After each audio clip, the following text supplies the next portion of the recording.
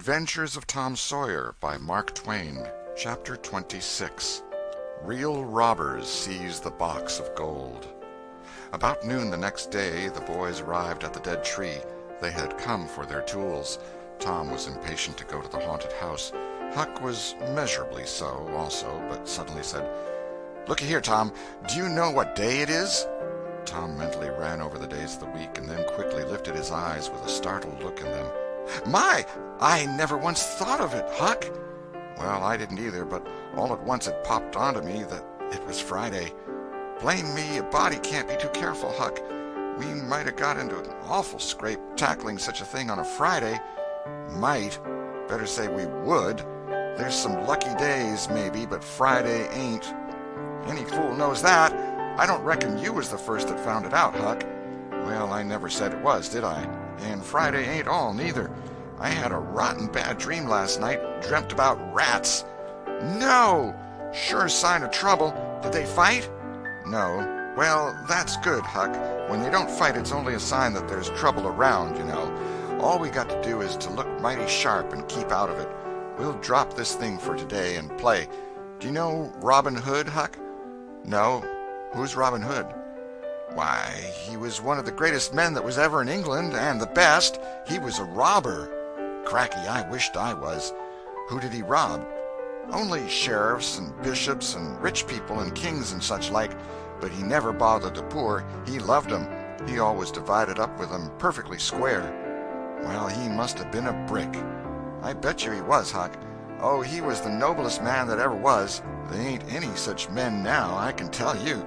He could lick any man in England with one hand tied behind him, and he could take his yew-bow and plug a 10-cent piece every time, a mile and a half. What's a yew-bow? I don't know. It's some kind of a bow, of course, and if he hit that dime only on the edge, he would set down and cry and curse. But we'll play Robin Hood, and it's nobby fun. I'll learn you. I'm agreed. So they played Robin Hood all afternoon, now and then casting a yearning eye down upon the haunted house and passing a remark about the morrow's prospects and possibilities there. As the sun began to sink into the west, they took their way homeward athwart the long shadows of the trees, and soon were buried from sight in the forests of Cardiff Hill. On Saturday, shortly after noon, the boys were at the dead tree again. They had a smoke and a chat in the shade, and then dug a little in their last hole, not with great hope, but merely because Tom said there were so many cases where people had given up a treasure after getting down within 6 inches of it, and then somebody else had come along and turned it up with a single thrust of a shovel. The thing failed this time, however, so the boys shouldered their tools and went away feeling that they had not trifled with fortune, but had fulfilled all the requirements that belonged to the business of treasure hunting.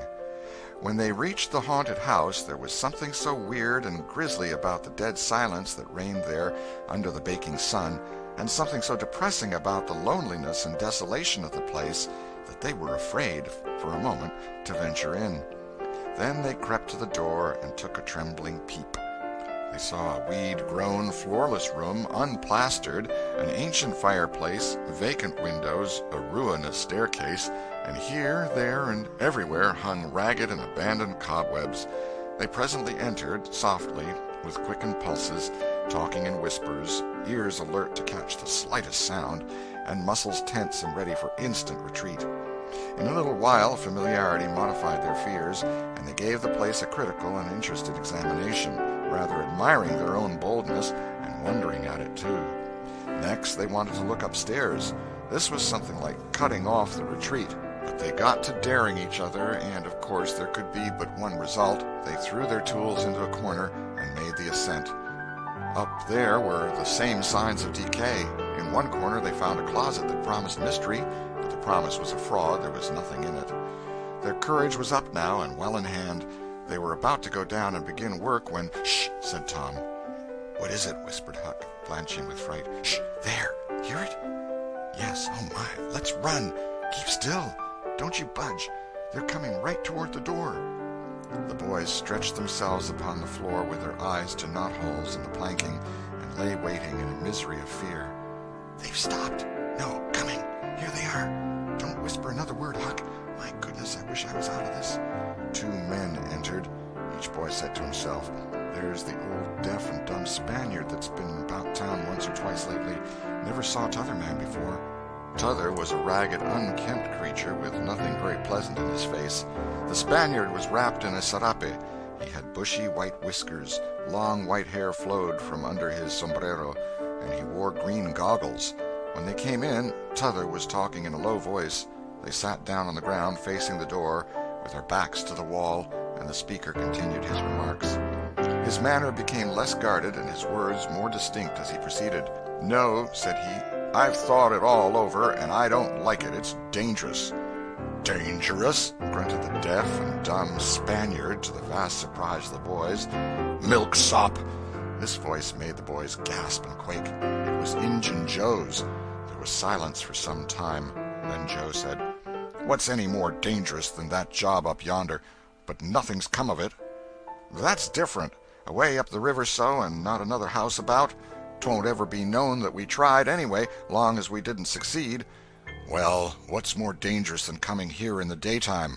Anybody would suspicion us that saw us." "I know that, but there weren't any other places handy after that fool of a job. I want to quit this shanty. I wanted to yesterday, only it weren't any use trying to stir out of here with those infernal boys playing over there on the hill right in full view." Those infernal boys quaked again under the inspiration of this remark, and thought how lucky it was that they had remembered it was Friday and concluded to wait a day. They wished in their hearts they had waited a year. The two men got out some food and made a luncheon. After a long and thoughtful silence, Injun Joe said, "Look here, lad, you go back up the river where you belong.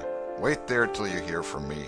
I'll take the chances on dropping into this town just once more for a look.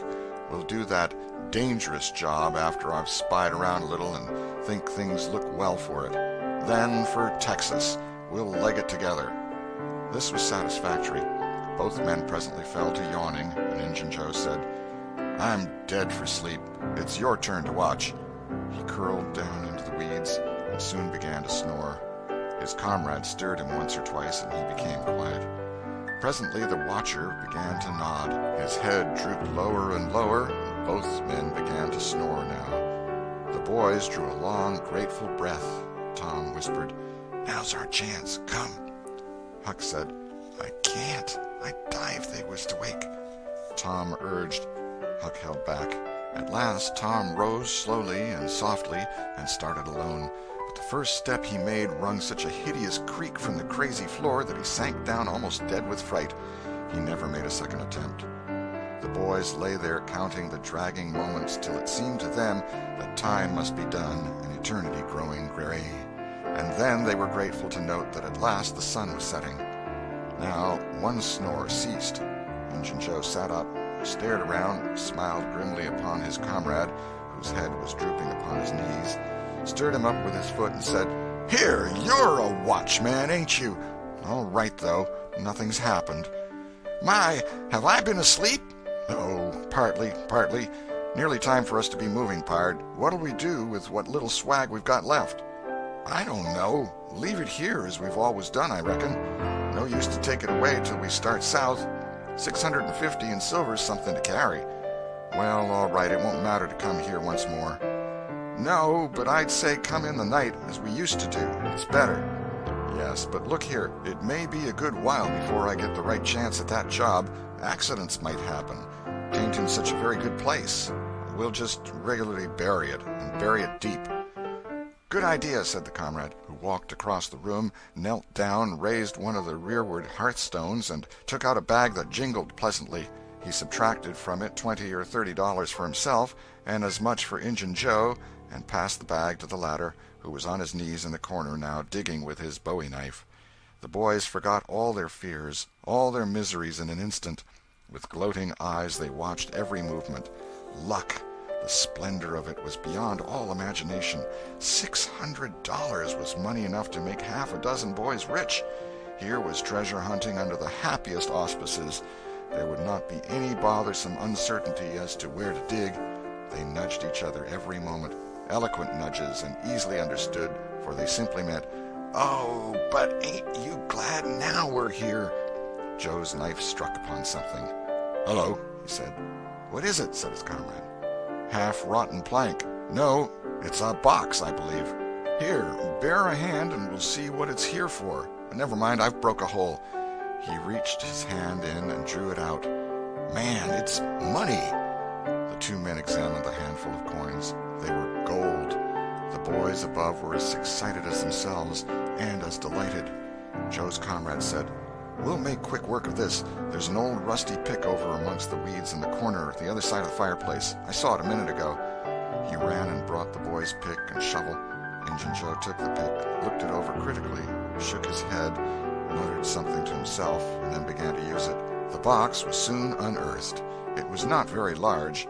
It was iron-bound and had been very strong before the slow years had injured it. The men contemplated the treasure a while in blissful silence. "Pard, there's thousands of dollars here," said Injun Joe. "'Twas always said that Merle's gang used to be around here one summer," the stranger observed. "I know it," said Injun Joe, "and this looks like it, I should say. Now you won't need to do that job." The half-breed frowned. Said he, "You don't know me. Least you don't know all about that thing. 'Tain't robbery altogether, it's revenge." And a wicked light flamed in his eyes. "I'll need your help in it. When it's finished, then Texas. Go home to your Nance and your kids and stand by till you hear from me." "Well, if you say so. What'll we do with this? Bury it again?" "Yes." Ravishing delight overhead. "No, by the great Sachem, no!" Profound distress overhead. "I'd nearly forgot. That pick had fresh earth on it." The boys were sick with terror in a moment. "What business has a pick and a shovel here? What business with fresh earth on them? Who brought them here? And where are they gone? Have you heard anybody? Seen anybody?" "What? Buried again and leave them to come and see the ground disturbed?" "Not exactly. Not exactly. We'll take it to my den." "Why, of course. Might have thought of that before. You mean number 1? "No, number 2, under the cross. The other place is bad, too common." "All right. It's nearly dark enough to start."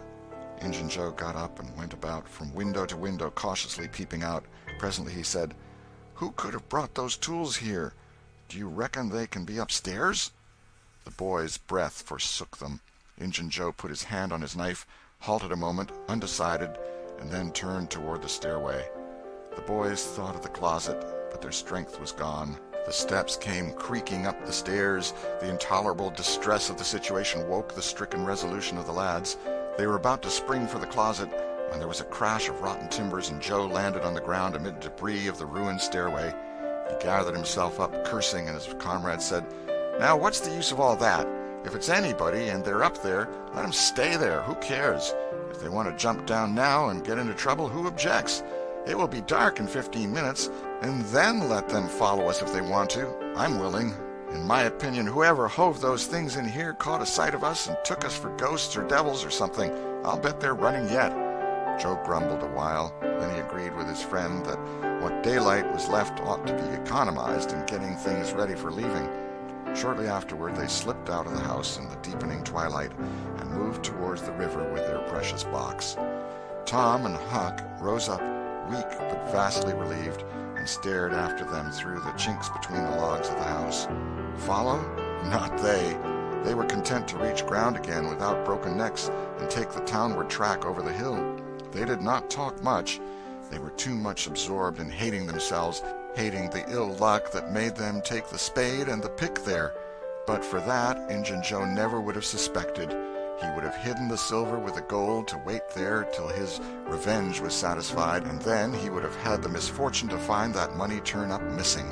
Bitter, bitter luck that the tools were ever brought there. They resolved to keep a lookout for that Spaniard when he should come to town spying out for chances to do his revengeful job, and follow him to number 2, wherever that might be. Then a ghastly thought occurred to Tom. Revenge? What if he means us, Huck? "Oh, don't," said Huck, nearly fainting. They talked it all over, and as they entered town they agreed to believe that he might possibly mean somebody else, at least that he might at least mean nobody but Tom, since only Tom had testified. Very, very small comfort it was to Tom to be alone in danger. Company would be palpable improvement, he thought. End of chapter 26.